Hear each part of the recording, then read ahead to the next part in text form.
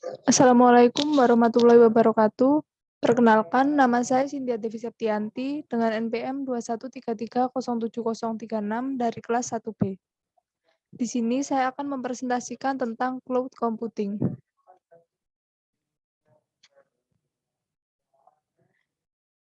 Yang pertama, pengertian dari cloud computing.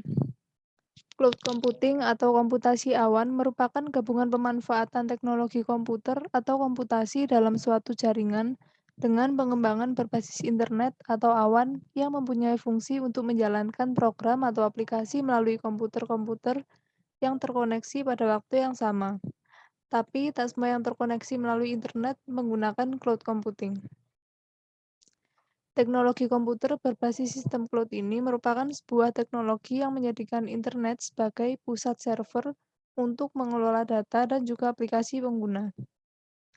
Teknologi ini mengizinkan para pengguna untuk menjalankan program tanpa instalasi dan mengizinkan pengguna untuk mengakses data pribadi melalui komputer dengan akses internet. Selanjutnya, fungsi.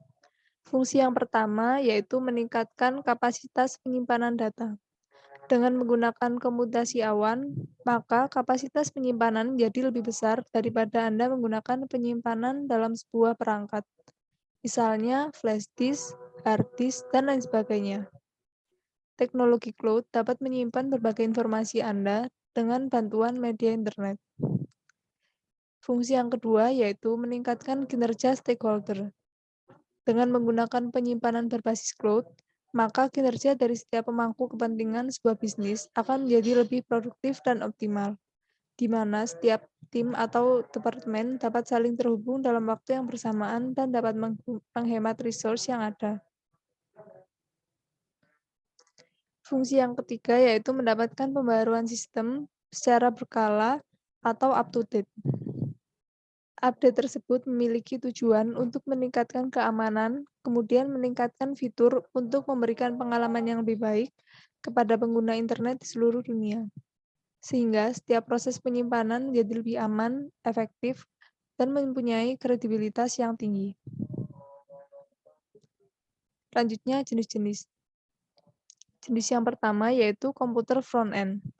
Komputer front-end merupakan komputer desktop yang muncul pada halaman depan interface atau antarmuka, yang mana dalam hal ini merupakan sisi dari klien dan sistem cloud computing, yang kemudian akan disesuaikan dengan kebutuhan fungsi dari setiap interface-nya.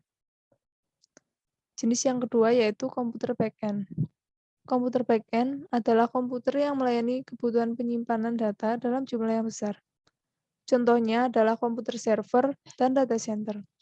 Biasanya, komputer back-end menangani kinerja dan kebutuhan pengelolaan bisnis data berkapasitas tinggi. Jenis yang ketiga yaitu komputer front-end, back-end, atau hybrid. Struktur yang ketiga ini berfungsi untuk menghubungkan antara dua komputer di atas, di mana memungkinkan untuk dapat bertukar informasi dan data secara cepat dan akurat. Contoh dari device ini adalah LAN atau Local Area Network dan Internet.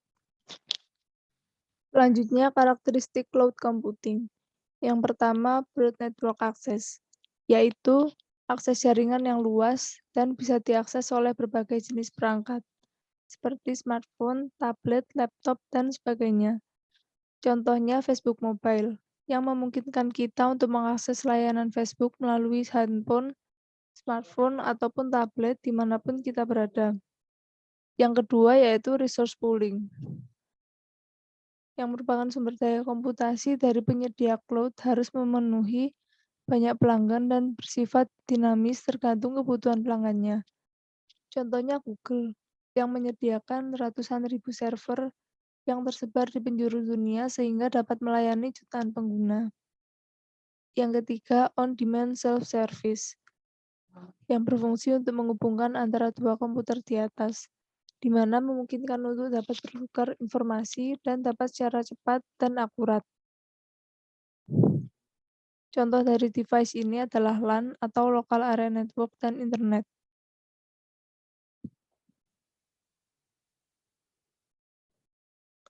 Yang keempat yaitu Measure Service. Sistem cloud menyediakan layanan yang dapat memonitor dan mengoptimalkan penggunaan sumber daya terhadap layanan yang dipakai. Misalnya tempat penyimpanan, pemrosesan, bandwidth, dan akun pengguna yang aktif. Sehingga pelanggan dapat memonitor sumber daya komputasi yang dipakai secara transparan antara penyedia layanan dan pelanggan.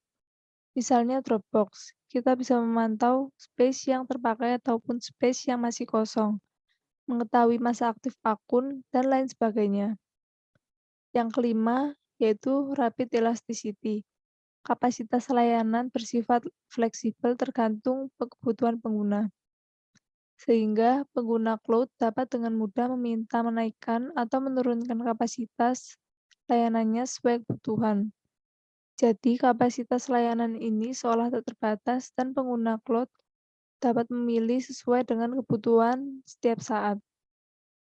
Misalnya Office 365, kita bisa dengan cepat mengubah layanan yang diinginkan dari small ke bisnis atau sebaliknya dengan sesuai kebutuhan. Selanjutnya, tipe berdasarkan layanan. Yang pertama, ada model PaaS. Merupakan layanan cloud yang menggunakan perangkat keras sebagai media untuk melakukan sistem operasinya. Perangkat keras dipakai dengan cara disewa bersamaan dengan sistem operasi, penyimpanan, dan kapasitas jaringan internet. Yang kedua, model IaaS. Model layanan cloud computing yang digunakan untuk model IaaS cukup unik, di mana ia memiliki layanan yang lengkap satu paket, mulai dari perangkat keras yang digunakan sebagai media komputer virtual, alamat IP, bandwidth, dan lainnya. Yang ketiga, model DAS merupakan penyimpan data model cloud yang bisa digunakan secara remote, sehingga Anda bisa mengakses kapan saja tanpa ada batasan. Untuk menggunakannya, Anda hanya perlu membayar penyimpanan sesuai dengan resource yang dipakai. Yang keempat, model SaaS merupakan kebalikan dari layanan DaaS yang mana ia lebih mengandalkan perangkat lunak untuk media penyimpanan yang dipakai. Anda bisa melakukan pembelian daring untuk model SaaS dan bisa dipakai berlangganan.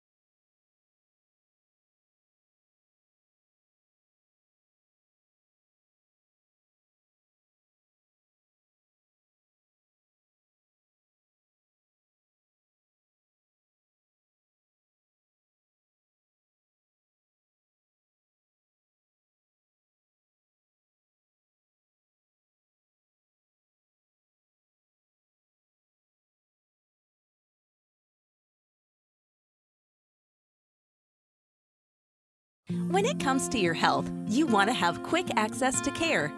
Nowadays, that's easier than ever with Baptist Health Virtual Care. You don't even have to leave home to have a secure virtual visit with your doctor using your computer, device, or phone. Just like a face-to-face visit, your doctor can treat and diagnose you and discuss next steps. Here are a few tips to make the most of your virtual visit. If you need them, a few simple items like a thermometer, blood sugar monitor, or pressure cuff can help give your doctor a clearer picture of how you are doing right now.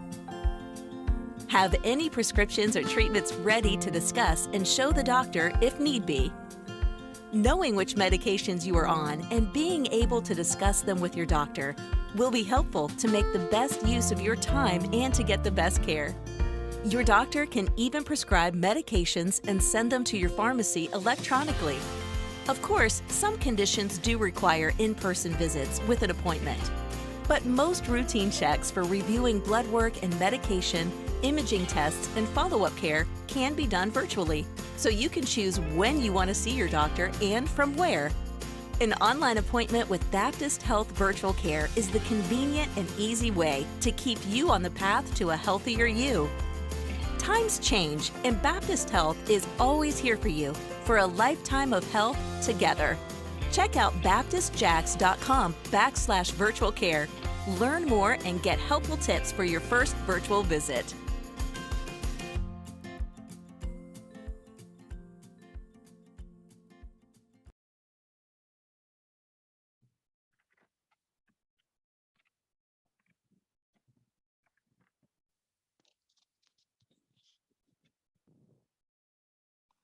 Selanjutnya, implementasi di bidang transportasi, yaitu Grab. Grab adalah sebuah perusahaan asal Malaysia yang melayani aplikasi penyedia transportasi dan tersedia di 6 negara di Asia Tenggara, yakni Malaysia, Singapura, Thailand, Vietnam, Indonesia, dan Filipina. Grab memiliki visi untuk merevolusi industri pertaksian di Asia Tenggara, sehingga dapat memberikan kenyamanan serta keamanan bagi pengguna kendaraan seantero Asia Tenggara. Demi meningkatkan platformnya agar lebih efisien dan meningkatkan kapasitas serta kemampuannya, Grab kini beralih menggunakan sistem cloud computing untuk menunjang semua hal tersebut. Berbeda dengan Gojek yang memilih menggunakan Google Cloud Platform, Grab justru menjatuhkan pilihan ke Microsoft Azure sebagai komputasi awan pilihannya.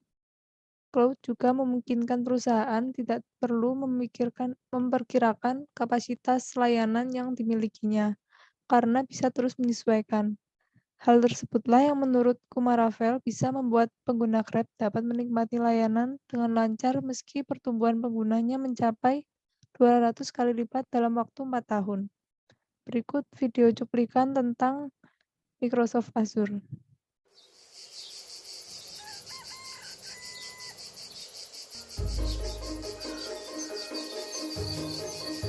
Kamu tahu nggak kalau semut adalah binatang pekerja keras?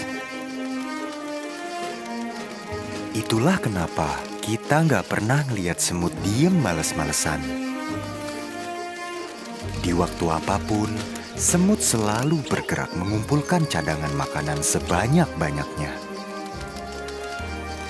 Tapi coba deh kamu bayangin, apa jadinya kalau gudang mereka terbatas?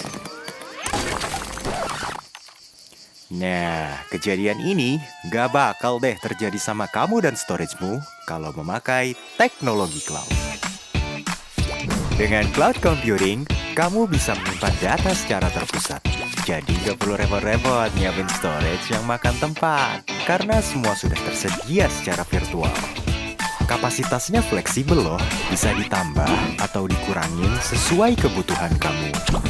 Dan bisa digunakan kapan aja, di mana aja. Selama ada internet pastinya. Gimana, praktis kan? Sekarang, coba deh bayangin hidup kamu tanpa awan.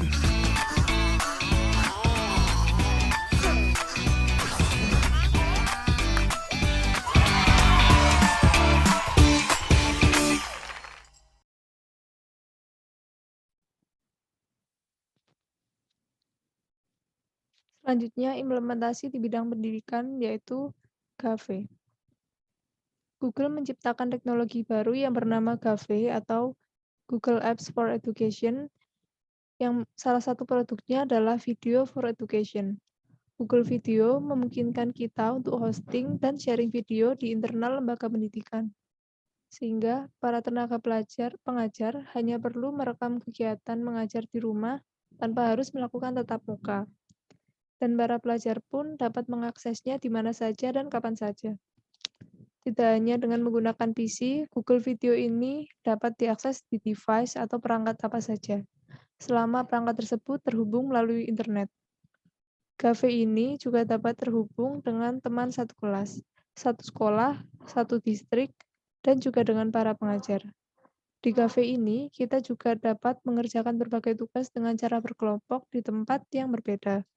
Security pada server pun aman. Di saat data melakukan banyak perubahan, dari sisi pengajar pun mereka dapat share atau mengirim tugas ke para siswanya tanpa harus tatap muka. Berikut cuplikan video tentang Google Apps for Education.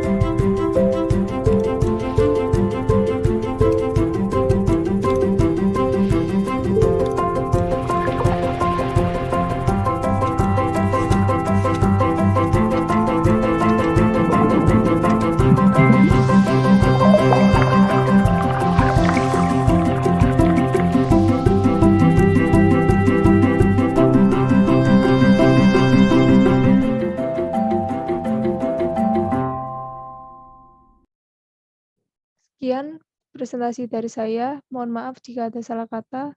Wassalamualaikum warahmatullahi wabarakatuh.